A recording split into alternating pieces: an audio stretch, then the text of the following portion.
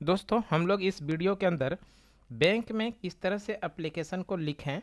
चाहे आप एटीएम नया एटीएम इशू कराना हो या अपने एटीएम कार्ड को ब्लॉक कराना हो या मोबाइल नंबर रजिस्टर कराना हो, इस तरह के बहुत सारे एप्लीकेशन फॉर्म को बैंक में लिखना पड़ता है। तो उसी को हम लोग इसमें एक एग्जांपल के तौर पे लिखकर समझने का प्रयास करते हैं। इसके माध्यम से आपको सुविधा हो सकता है। तो वीडियो शुरू करते हैं। आज हम लोग जो एग्जांपल के तौर पे समझेंगे कि आपको एटीएम कार्ड यानी नए एटीएम कार्ड को एक इशू कराना है। अभी तक आपको कोई भी एटीएम कार्ड नहीं मिला है और आप एटीएम कार्ड के लिए एक एप्लीकेशन लिखना चाहते हैं, तो उसको हम लोग किस तरह से लिख सकते हैं, इसको इस वीडियो के अंदर कवर करेंगे। तो एप्लीकेशन फॉर्म को लिखने के पहले आप लोगों के लिए कुछ महत्वपूर्ण जानकारी, जो उपयोगी जानकारी हो सकता है, वो शेयर कर रहे हैं कि बैंक में एप्लीकेशन लिखने का मुख्य तरीका जो आपको ज़रूर ध्यान देना चाहिए, उसमें क्या क्या ज़रूरी है। तो सबसे पहले तो ध्यान रखना है कि बैंक का एप्लीकेशन हमेशा A4 साइज और सफ़ेद पेज पर ही लिखें। A4 साइज या सफ़ेद पेज पर आप लिख सकते हैं अब बैंक में एप्लीकेशन फॉर्म। साथ में बैंक एप्लीकेशन लिखते वक्त कभी भी काट छांट न करें, यानी किसी भी प्रकार का करेक्शन न करें। अगर करेक्शन करेंगे तो आप दूसरा पेज में फ्रेश लिखकर आप एप्लीकेशन को लेके जाएं। उसके बाद है बैंक एप्लीकेशन, ये हो गया काट छांट न करना है। बैंक एप्लीकेशन अपनी मातृभाषा में ही लिखें। ऐसे में मैं आपको रिकमेंड करूंगा कि आप हिंदी या इंग्लिश में ही किसी एक भाषा के साथ लिखें।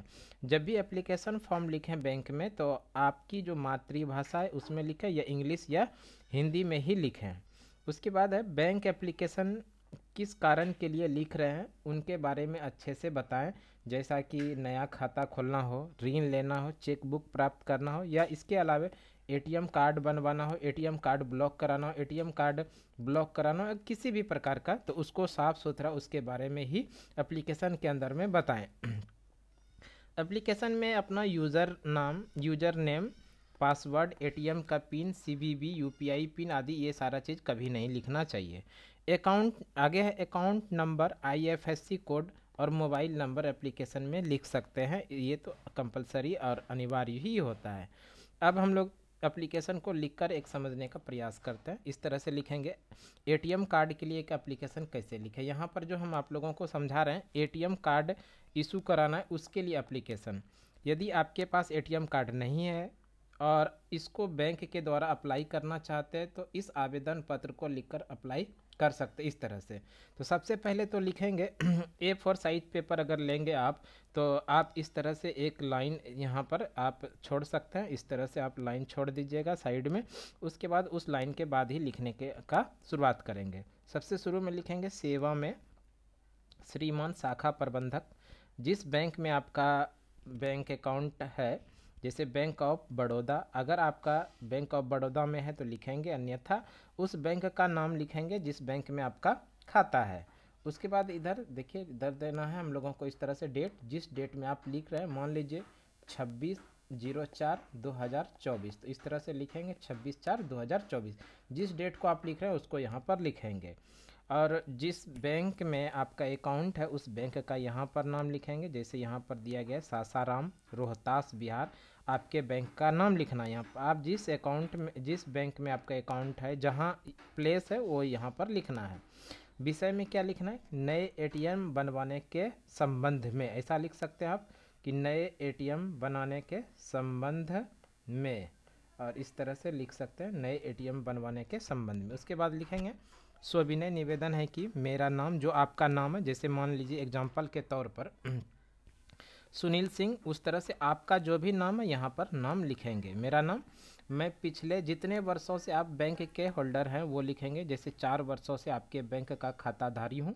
जिसका अकाउंट नंबर, यहाँ पर आप अपने बैंक अकाउंट का अकाउंट नंबर लिखेंगे। इस तरह से मैं कई वर्षों से आपके बैंक की सेवा लेता आ रहा हूँ। मेल मेंबर है तो रहा हूँ, आप फीमेल है तो रही हूँ। अभी तक मुझे कोई भी एटीएम कार्ड नहीं मिला है।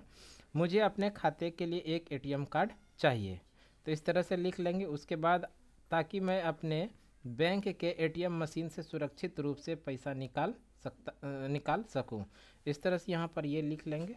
उसके बाद यहाँ पैराग्राफ चेंज करके लिखेंगे, मैं इस एटीएम कार्ड का उपयोग करने के लिए बैंक के निर्देशानुसार सभी सुरक्षा नियमों का पालन करूंगा या करूंगी, इसे सुरक्षित रखूंगा या रखूंगी। आपसे नम्र निवेदन है, यहाँ लिखेंगे श्रीमान से नम्र निवेदन है कि आप जल्द से जल्द मुझे एक नया एटीएम कार्ड देने की कृपा करें। इसके लिए मैं आपका आभारी बना रहूँगा या बना रहूँगी। ये आपके ऊपर डिपेंड करता है कि मेल है कि फीमेल है। उसके बाद नीचे इस तरह से लिखेंगे आपका विश्वासी, आपका जो भी नाम है यहाँ पर लिखेंगे नाम।